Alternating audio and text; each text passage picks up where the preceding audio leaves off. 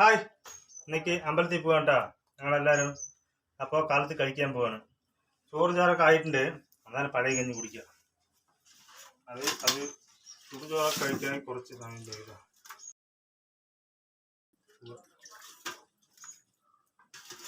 അതിൽ തന്നെ വെള്ളം ഒഴിച്ച്